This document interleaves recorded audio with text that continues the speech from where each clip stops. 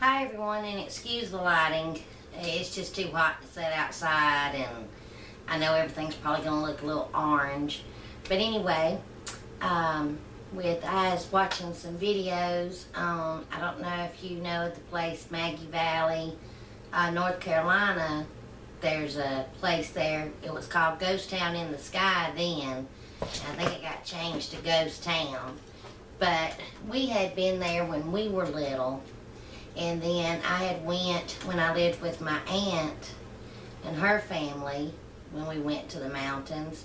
We had went there. And then I was a teenager and they had a ride up there.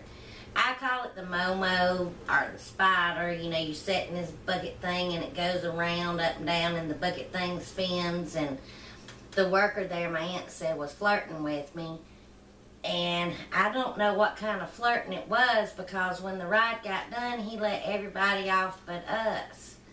And my aunt was like, tell him you'll go out with him or something so he'll stop this ride. And I'm like, oh, I'm too sick. But then back, I think it was in 2007, because the park had closed and it had opened. And you can look up on YouTube, Ghost Town in the Sky, Maggie Valley, North Carolina. And there's a guy, one of his videos, he tells all about the history and stuff.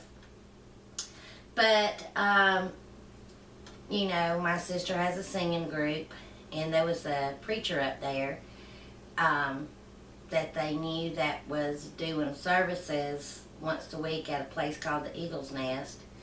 And they would sing for her, and then she wanted me, the lady, to come up there and film for her and to make DVDs for her. And so we'd leave out on Thursdays and come back on Sundays. Well, while up there, we wanted to take our kids to Ghost Town in the Sky. And to get up there, if you know the place, you either can ride the incline or the sky lift, the chairlift. And it's just this old rickety chairlift with like wooden slats and just this bar that comes down over you. You know, you're up off the ground and you're going up the mountain, and then you go up the mountain like this, halfway up. It scares me to death, but I don't want to be on that incline either, and that cable brake. So I put my little Nikki beside me and rode with her and just held on to her. And I'm going to insert some pictures at the end of us while there. So this was like 10 years ago. And so we were up there, it was hot. We had done rode some of the rides. And I like the rides like at Six Flags they used to have the free fall. Those are my favorite type of rides. And they had like a little thing, it didn't go way high up. Me and my nephew rode, and the kids rode a few rides and stuff. Well, they have a gunfight in the old town part of it. So Ricky was going to take the kids, my two and Grub's two, and I call my twin Grub's two, to stand out in the streets to watch the gunfight. And I'm like, it's too hot, so I went in to a little restaurant, and Grub did too, and just get us something to eat and order the kids something to eat and everything while they was watching the gunfight. Well, the gunfight was going on. Sorry, I had a hair on me. The gunfight was going on, and then all of a sudden, my nephew, Brandon, came running in, and he was like, ain't cricket, I've been shot. I'm like, what? He said, I've been shot, and he pulled up his shirt. And sure enough, during the gunfight, and I'm going to get into that in just a minute, it didn't break the skin, but it had done bruised the skin. You could tell something had hit him in the chest. It's done turned red and black and blue. And so I ran and got Grub and told her. And some of the cowboys, when it was over with, and Ricky and the kids had came in where we was at, and the cowboys in the gunfight came in, was checking on him and stuff. And like one of the cowboys, I'm gonna say, was just good looking. I mean, he was just gorgeous. And I was like telling my kids, go get your picture made with him. They're like, no, he just shot Brandon, you know. But they did, you know, and I'm like, take my picture with him. But oh, Lord have mercy, the investigation that went on took forever. They took us we were still up on top of that mountain to the back place. They never called an ambulance or anything like that. The cowboys and all was very nice, but the main workers or whatever was kind of rude. But anyway, they would investigate the guns because they didn't use real ones. They used blanks. And we saw them, shoot them at the ground and stuff. But something did malfunction and hit Brandon. And, his chest is hurting. You can tell it's hurting. They're still not going to want him to leave. And there's so much still investigation going on.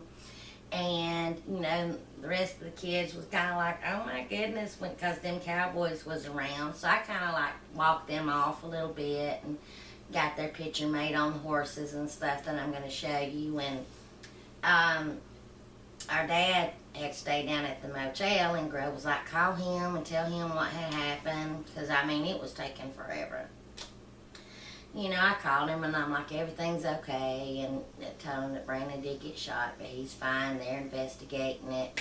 And to come to the bottom part, because the only way up is the chairlift for incline, but they do have an access road that's for employees and stuff. And they're going to have him a ticket and bring him on up to see. Well, he said when he got down there that a worker met him.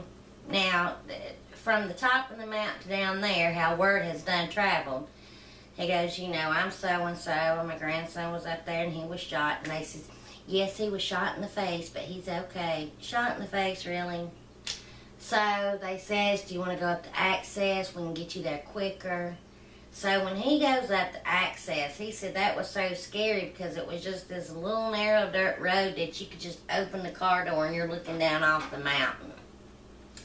Now, that was our choice to get down off the mountain. They could either take us by the access road or just ride the chairlift or incline back down. And even he said, I ain't getting in that access road. That like scared me to death.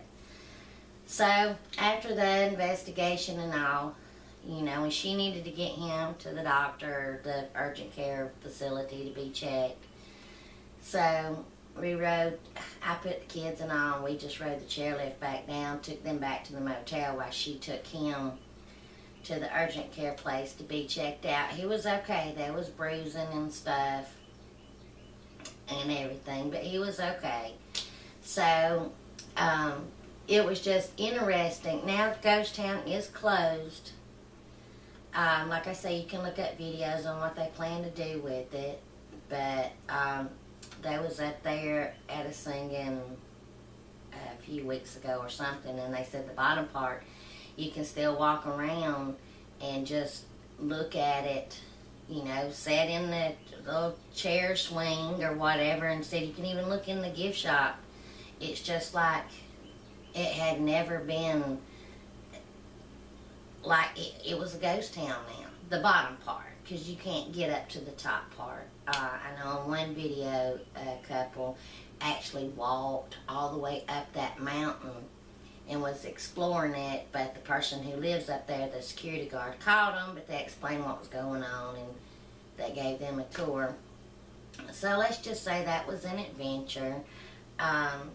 That's what kind of got me to thinking about it, looking it up and stuff, because actually they was building a roller coaster to come off the mountain, and we had actually talked about maybe going back up there when they got that built. But on the stories that I heard, that they spent, it was either $6 million or $11 million, and the roller coaster only went for 2 days. That they even had to put weighted sandbags in there to keep the coaster on the track, and there was so much stress fractures. And they're saying that it's actually like the place is cursed, And then one of the gunfighters really was shot in the leg. And I'll bet, like I say, you can look it up, and they'll tell the story of it. So anyway, I just wanted to share that. Have you ever been there? Do you know what I'm talking about? And I'm going to share some pictures of our day. So thanks for watching. Bye, y'all. you.